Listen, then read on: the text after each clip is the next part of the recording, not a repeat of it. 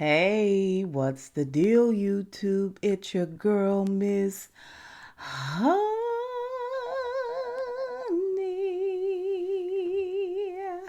Welcome back to the channel, you guys. Here for a really quick Handmaid's Tale review. I'm going to actually try to get this video under 20 minutes. One, because through this whole entire episode, I was like, I don't what are we doing? Like, it didn't need to be an episode. It could have been a part of another episode. Hell, it could have been a part of last episode, the Chicago episode, episode 5. It could have been tied into that. I mean, it was just crazy. Um, here's the thing. I used to really, really love the June character, even when she was Offred. Like, I really enjoyed the first few seasons of this show. Around 3 ish, I started getting, anxiety, but that was just because of the premise of the show. It had nothing to do with June, right? And I never understood other people's disdain for June. I felt like, she's got to compartmentalize. She's got to be balls to the wall. And I still do feel like everyone who helps June, they do so willingly. They do so because it's some part of them that wants to be a part of that freedom ride, that wants it to work out. You know what I'm saying? Like, I feel like everybody's taking a risk here, except for those who don't, who stay in the middle of the the it's ish storm, right? But this is the first episode, I have to say honestly, that I see it. I see why people don't like June. Like, I can literally see it. I've wanted to kick June's arse several times during this episode. I mean, and I don't think that I ever had a lead character that I didn't like. You know what I mean? Like, I don't really think there was ever a lead character I didn't like. You know what I mean?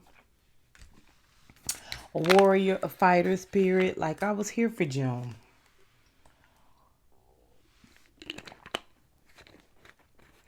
Before we get going too good, I encourage you guys to like the video, give me a thumbs up on this video. If you're not a member of my channel already, go ahead and hit that subscription bell.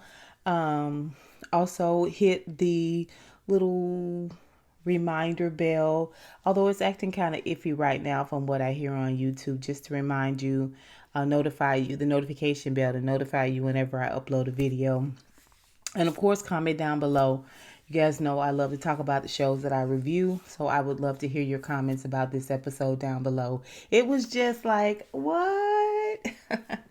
So basically, June has come out of this bombing. She's covered in rubble. She's got a bump on her head. She's a little out of it. She's probably a bit concussed, I'm sure. And Moira is there. At first, I wasn't sure how Moira knew where she was, but apparently, and for a moment, I thought, okay, well, this kind of solidifies that Nick is working with Canada, because how else would Moira know that June could be in Canada and to go there, right?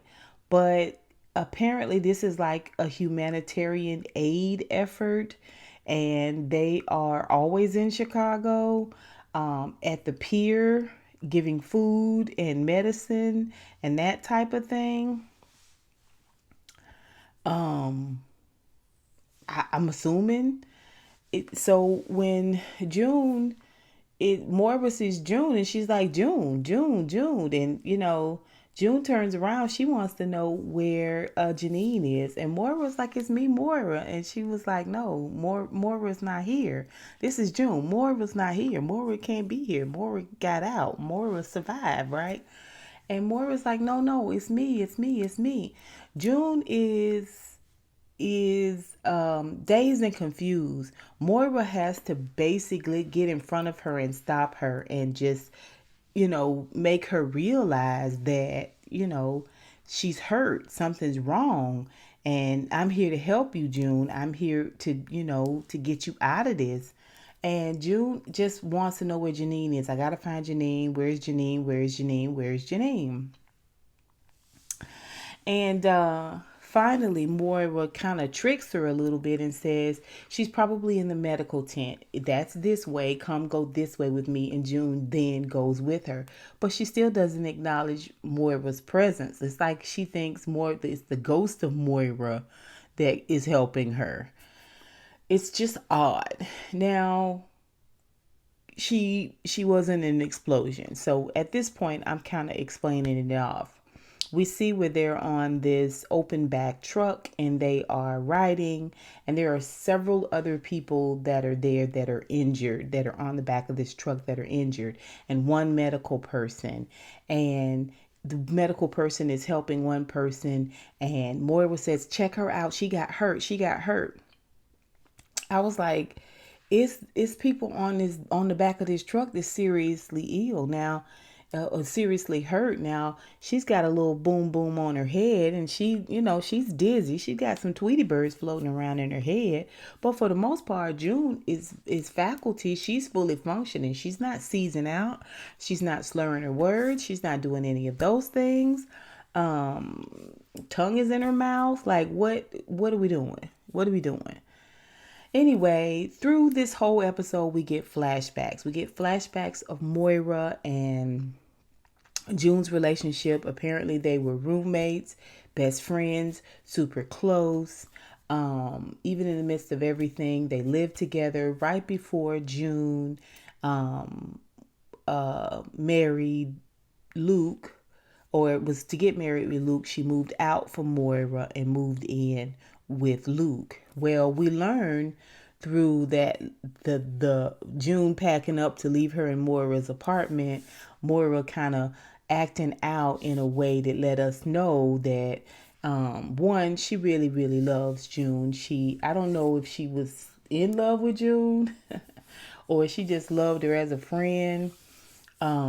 It's kind of hard to tell with lesbians because they love deeply either way, right? But in any rate, we learned that Moira at that time did not like Luke. And we learned that Luke cheated on his first wife, Annie, or second wife, or whoever she was. Moira made it seem like he'd been married several times, and he cheats. And he cheated and left her and divorced her because she couldn't have children, right? This was she telling June. And June is like, he's a kind, decent man with nice shoulders. Okay, and I won't have you talking about him in this way. Boy was like, he ain't ish, right? Then we see a scene where June is moving her things into Luke's place, and she and Luke are talking, and she's kind of questioning him in this really, really insecure way about his wife Annie, his ex-wife Annie, and the conversation really kind of pissed me off a little bit because it was basically June telling Luke, what if I disappoint you like Annie disappointed you? And what if I can't produce a child? Will you still like me? You know what I'm saying? He was like, you're afraid you're going to disappoint me? No, no, you can't disappoint me. She was like, well, what if I don't stay who you think I am, right? He was like, well, I just love who you become. I was like, what in the hell is going on with women nowadays forgetting that they are the prize? You are the prize. I don't understand. I'm afraid I'm going to disappoint you. Listen, okay. I don't get it. It just the negative connotation alone on screen of that one statement pissed me off. Pissed me off. And it definitely feeds into this whole idealism that women are ultimately property. I've said that. A commodity. I've said that. Just a resource like cattle, or sheep. We get eggs, we get milk. Like, that little bit of conversation teed me off like full on. I was like, disappoint? Yeah. You afraid that you're gonna disappoint me? No. First of all, you've been married several times. You need to be trying to please me because you already been returned to sender. You already damaged goods. You already used up. Okay? Boom, boom, boom. Just miss me with all that. I can't stand that kind of patronizing, misogynistic bullshit. Like it pisses me off. Anyway, I am the prize. Okay?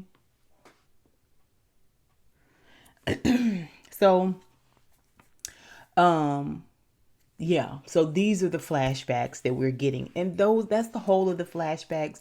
They're long, they're drawn out, it's a lot of dialogue, but basically that is the gist of the flashbacks. June and Maury were real good friends and roommates. June and Maury had a little bit of a spat before she moved out about who Luke was and if he was good enough for June. June took those insecurities in to the relationship with Luke before they got married, and it didn't matter no way because June got pregnant with Hannah Banana. Okay, so Moira gets her back. Moira talks to Una, and Una's like, we gotta go. We gotta get out of here now. Everything has been destroyed. We don't have any more supplies. We don't have food. And the people are breaking down the gate. The people that survived the bombing, they're at the gate. They're like, we need food. We need medication. We need water. Help us, help us, help us. They're building up, building up, building up. And they don't know if it's going to be more bombing. And so they are, like I said, at the pier. This rescue group led by Una, and they are headed out. Moore was like, I found June, right? And she was like, oh my gosh, I'm so glad you found June. And she was like, yeah, I'm going to take her back with us to Canada. And she was like, no, she can't come. You know, we've got all these other people we got to think about. We can't just take her. I didn't understand because they didn't take anyone. They didn't take anyone at all. I didn't understand what her argument was with Moira about not taking June because of the other people at that moment. She made it seem like she was saving 1,000 lives and June was going to take one person's spot, and that person was already on the ship. Like that's how it came across. It came across like I've got all these other people I'm trying to save, and June can't come because we didn't plan for June. Like June can't fit into this scheme. I didn't get it in that moment, right? I didn't understand it. It wasn't clear to me in that conversation either, right? So Moira takes it in her own hands, and she decides she's gonna slip June on the boat. But first, she got to talk June into being slipped on the boat, right? Now, June on the truck finally recognized that it was Moira, and finally came to herself and realized this is her friend Moira. What are you doing here? How did you get back here? And June did seem like, Moira, you don't belong here. You're safe. You saved yourself. Like you shouldn't be here. And Moira was like, I'm here. I came here to get you. So now fast forward, she trying to talk her into getting on this ship. And June is like, I'm not going without Hannah. I'm not going without Hannah. I can't go without Hannah. And Moira has to say, you've been here all this time. Where is Hannah? I don't know where Hannah is. You don't even know where she is. They're going to kill you, and then who's going to save Hannah? You have to work on saving Hannah from Canada. I already said that, Moira. I told a girl 2 episodes. You need to be doing all this from Canada, sis. But, oh no, it's like pulling teeth. She basically has to convince, okay? While the people are beating down the gate and the ship horn is blowing, letting you know we finna leave dock, boo. All those who are not aboard need to get on board ASAP. And you steady trying to convince June. And June was like, I don't even know where she is, but I'm not leaving. I'm not leaving without Hannah. I get it. I understand. That's your baby, but you don't even know where your baby is. And when you get there, your baby gonna fight you off like a doggone stranger because your baby don't know you no more. Right? Finally, she gets her on the ship. Once she gets on the ship, She hides her in her bunking space, and when she hides in her bunking space and goes up top, and Una's like, I'm sorry you had to leave your friend behind, but when we get back to Canada, we'll try to work it all out. We just got to go through this inspection and then on to Canada. And she's like, what inspection? Oh no, they come on board. They it's not the National Guard. I think they're part of Gilead. Hell, I don't know. They come on board and they check the ship out. And she was like, I got to tell you something. So they all find out that June on the ship. Now, collectively, everybody on the ship, they're all volunteers, but Una is the lead. And she is in charge. And she is ultimately responsible, right? And she's like, what are we going to do? I mean, we know that this is going to be bad. Basically, if they find somebody on there who not supposed to be on there, it could stop all of their missions trips coming from Canada, back and forth from Canada, forever. They could ban them from going. Worse off, they give June to them. June is more than likely going to be killed. And so she was like, but I want all y'all opinion. This is Una.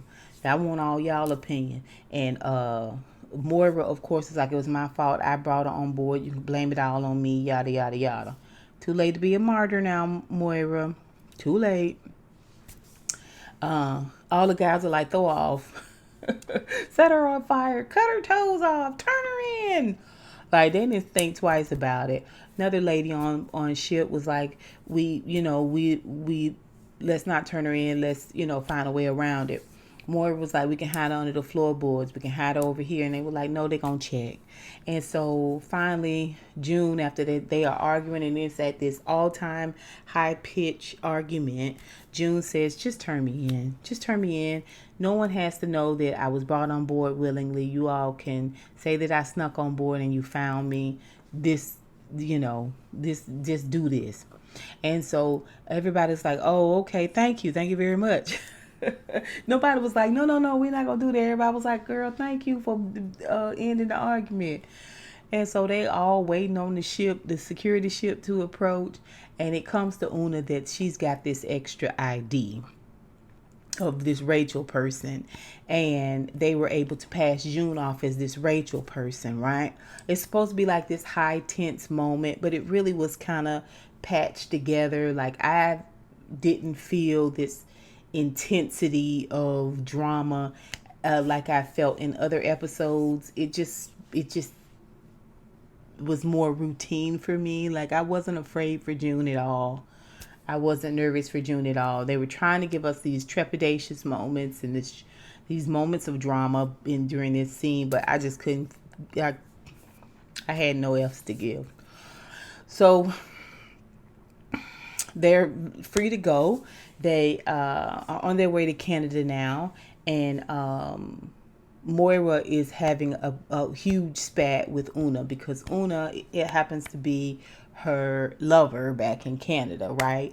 Outside of work, they are lovers, and Una is breaking up with her because she brought June on board. More than that, she put their rescue attempts, their aid attempts in jeopardy. And some people have a very, very high moral compass, and you rub them the wrong way, even in the smallest way, they get rid of you. Una kind of seems like that to me. When Moria says we're going to talk, we'll still be able to talk in the office, won't we? And she was like, I don't know you. Una was like, I don't know you. Meanwhile, June overhears all of this. She overhears this argument. It doesn't stop her from trying to untie a dinghy so that she can go back. I'm going back to get Hannah. And Moira was like, no, you can't go back to get Hannah. She was like, you tricked me. You tricked me into coming. I never wanted to leave Hannah. You tricked me into leaving Hannah. This is June. I was like, June, calm the F down, sis. Anywho, Moira, it was like, why? What's going on? I'll help you. I'll go back with you. June was like, no, you can't go back with me. She was like, why are you doing this, June? And June is like, look, I can't go back without Hannah. If I go back without Hannah, I'm not going to be acceptable to Luke. He's going to want to know how I got all of these children out, but I didn't get our daughter out. He's going to want to know, why don't I have Hannah? If I stayed and I still don't have Hannah, what am I going to offer to him? What am I going to offer to him? I was like, what in the duck is going on here? What in the duck? And and Maura was like, no, he gonna love you. June, he love you. You're all he think about. Plus he got Nicole. Nicole is growing up and Nicole needs you. Hannah, she told about Hannah saw her back in Gilead, and she didn't know her, and she was afraid of her, and Moira completely empathized with all of that. But don't worry, we're going to work it all out from Canada. So they get to Canada, and Moira was like, you ready to go? And she's like, yeah, go ahead. I'll be right behind you. And, she takes her head off and tries to fix her hair up a little bit, because she going to see Luke. We can hear Luke outside talking to Moira. Where is she? Is she in there? You got her? Is she over here? Where is she? And then you see her turn around and just, try to dust that extra dusty soot covered outfit off. And Luke comes in and he looks at her, and they don't say anything. They're just like,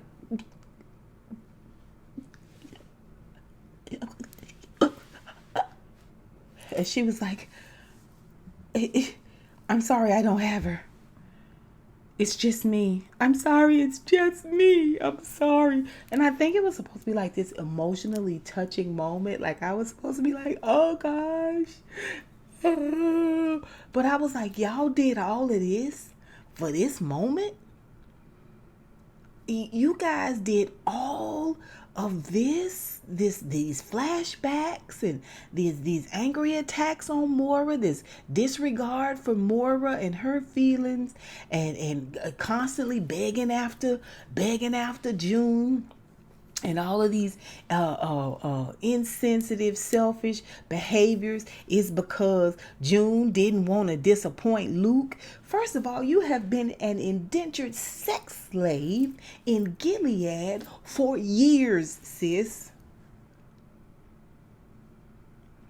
How you have avoided getting your eye put out, or your hand cut off, or your tongue cut out, and your mouth sewn shut, we'll never know. But your biggest worry is what Luke is going to think about the fact that you did not save his child when he got knocked the F out when y'all was kidnapped. He got a glass jaw. He wasn't even fighting hard enough to save you and Hannah from being stolen in the first goddamn place. Now that I do remember. Okay, bloop. He knocked out, and you and Hannah done got kidnapped up and put into servitude. But you worried that you did all of this because Luke might be disappointed that you don't have Hannah with you. It's just me. I don't know. Y'all can have this. You guys can have it. This episode you guys can have. The martyrdom, I'm over it. Okay. The humble brags, I'm over it. This fake sense of fear / humility / vulnerability that June is giving, over it. Okay, this episode was a bad look for the June character. At this point, I need to read the goddamn book, because it's no way in the world Margaret Atwood put together a beautiful piece of work like this, and this is the type of drivel that she put on those pages. I don't believe it. I don't believe it at all. No way. This is a writer. This is a writer, and no one can convince me otherwise. You all tell me what you think about this episode. I'd love to hear it. Please put it down below. Okay? Was it just me, or was this some bullshit? I just want to know. I just want to know. Now, I don't like Luke or June, right? And I can't remember the last time we heard Hannah's name said so doggone much. From Luke's standpoint, or hell, even from June's standpoint, since the couple of 2-3 episodes when June was going to see Hannah, and the Martha was sneaking Hannah over to see her in the empty house. That's the most we heard about Hannah. Since then, and now. That's it. That's it. Now this whole episode is I don't have Hannah. He's going to worry about Anna. He ain't asked one time about Hannah while he was in Canada. Not on film. Anyway, y'all tell me what you think. Put it down below. And until next time, honeybees, mwah, mwah, mwah, I'll holla.